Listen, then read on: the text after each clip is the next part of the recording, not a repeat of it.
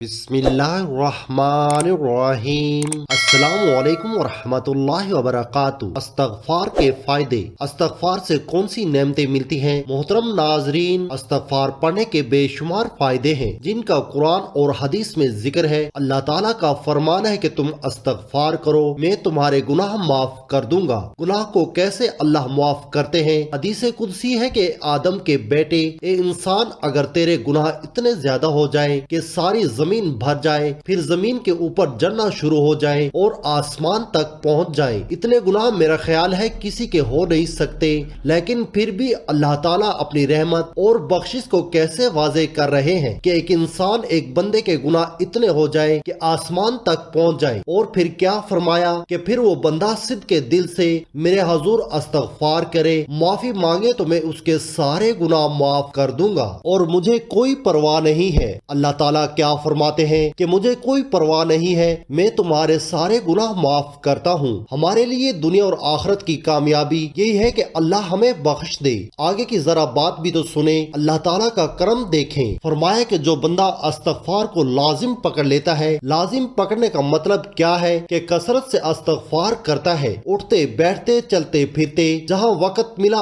अस्तगफिरुल्लाह अस्तगफिरुल्लाह का विर्द करता रहा। इस्तगफार के और भी कलमात हैं और भी दुआएं हैं, लेकिन कम अज कम सबसे छोटी दुआ और आसान अस्तगफिरुल्लाह है। तो क्या फरमाए कि जो कसरत से इस्तगफार करता है, अल्लाह ताला उस बंदे को हर गम से निजात दे देते हैं, उसे ज़हनी सुकून मिल जाता है। बड़ी से बड़ी जिंदगी परेशानियां होती हैं, लेकिन वो बंदा दिली तौर पर मुतमईन और ज़हनी तौर पर पुरसुकून जिंदगी गुजारता है। और ये फायदा होता है कि इस्तगफार का मुस्तदरिक अल हाकिम की रिवायत है, फरमाए कि जो बंदा कसरत से इस्तगफार करता है तो अल्लाह ताला क्या फरमाते हैं कि अल्लाह ताला का उस पर ऐसा करम होता है, उसकी हर मुश्किल अल्लाह आसान कर देते हैं। मतलब क्या हुआ कि जिस मुश्किल में फंसे हुए हों, जहाँ भी फंस चुके हों, उस मुश्किल से निकलने के लिए आसानी की नीयत से अल्लाह से इस्तगफार करना शुरू करो। अल्लाह तुम्हें उस मुश्किल से ऐसे निजात अता फरमाएंगे कि तुम्हारे तसव्वुर में भी नहीं होगा कि ऐसे भी हो सकता है। इतना ज्यादा कर्ज था कि मरते दम तक नहीं उतार सकते थे, लेकिन कसरत से इस्तगफार किया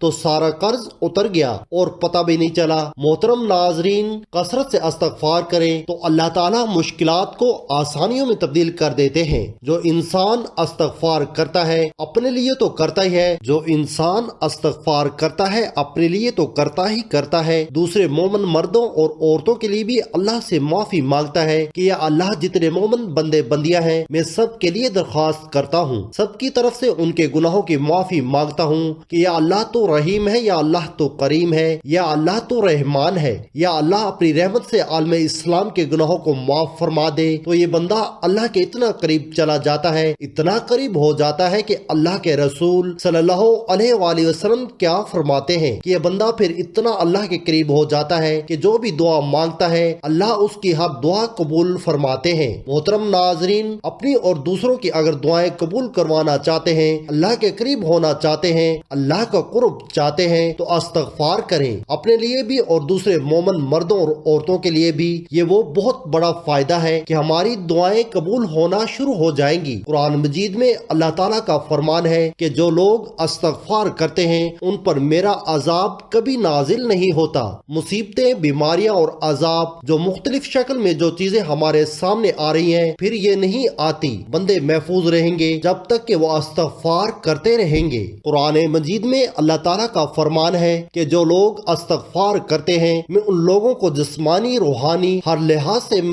मजबूतर बना देता हूँ। उनके जिस्म भी मजबूत, रूहानियत भी मजबूत, ईमानी तौर पर भी मजबूत हो जाते हैं। अगर जिस्मानी कुव्वत चाहते हैं, ताकत चाहते हैं, रूहानी कुव्वत चाहते हैं तो कसरत से इस्तगफार करें। यही वो अमल है जो खुद अल्लाह ताला कुरान मजीद में बयान फरमा रहे हैं कि कुव्वत इस्तगफार से मिलेगी तुम्हें। कुरान मजीद में अल्लाह ताला फरमाते हैं कि कुव्वत इस्तगफार से मिलेगी तुम्हें। कुरान मजीद में अल्लाह ताला फरमाते हैं جو لوگ کثرت سے استغفار کرتے ہیں پھر ان لوگوں پر آسمان سے ہمیشہ رحمت کی بارش آتی ہے۔ ایسے لوگوں پر عذاب، وبائیں، بیماریاں، پریشانیاں اور مصیبتیں آسمان سے نازل نہیں ہوتی، بلکہ آسمان سے جب بھی برسے گی رحمت برسے گی، آسمان سے کبھی ان لوگوں پر عذاب نہیں آئے گا، کبھی بیماریاں، وبائیں نہیں آئیں گی۔ یہ آتی ہے ان لوگوں پر جو استغفار کرنا چھوڑ دیتے ہیں۔ تو کثرت سے استغفار کریں تاکہ اللہ تعالیٰ کی طرف سے ہمیشہ آسمان سے رحمتیں نازل ہوا کریں۔ محترم ناظرین، کاروبار میں ترقی چاہتے ہیں، مال میں برکت چاہتے ہیں، مال کی فراوانی چاہتے ہیں، تو اللہ تعالیٰ کا فرمان ہے کہ کثرت سے استغفار کرو، تمہاری مالی مدد فرمائیں گے، تمہاری معیشت مضبوط ہو جائے گی۔ معاشی حالات میں بہتری چاہتے ہیں، کاروبار میں ترقی چاہتے ہیں، کاروباری بندش کو توڑنا چاہتے ہیں، تو کثرت سے استغفار کرو۔ رسول اللہ صلی اللہ علیہ وآلہ وسلم کا فرمان ہے کہ جب بندہ کثرت سے استغفار کرتا ہے تو اللہ تعالیٰ ایسی جگہ سے رزق عطا فرماتے ہیں کہ سوچا بھی نہیں ہوتا، ایسی جگہ سے اتنا بڑا نفع آ جائے گا یہ تو کبھی تصور ہی نہیں کیا تھا۔ یہ ساری کی ساری برکتیں ہوتی ہیں۔ محترم ناظرین، اگر اولاد کی کمی ہے، اولاد چاہتے ہیں، بیٹے چاہتے ہیں نرینہ اولاد ہو، اللہ کی رحمتیں یعنی بیٹیوں کی خواہش ہے، تو فرمایا استغفار کثرت سے کرو، میں تمہیں اولاد عطا فرماؤں گا۔ جب اللہ تعالیٰ خود فرماتے ہیں استغفار کرنے سے اولاد کی کمی میں پوری کروں گا، اولاد دینے والی کون سی ذات ہے؟ بے شک اللہ کی ذات ہے۔ اور اللہ تعالیٰ بیان فرماتے ہیں کہ اولاد لینا چاہتے ہو تو کثرت سے استغفار کرو۔ سب سے بڑا فائدہ استغفار کرنے کا نبی کائنات صلی اللہ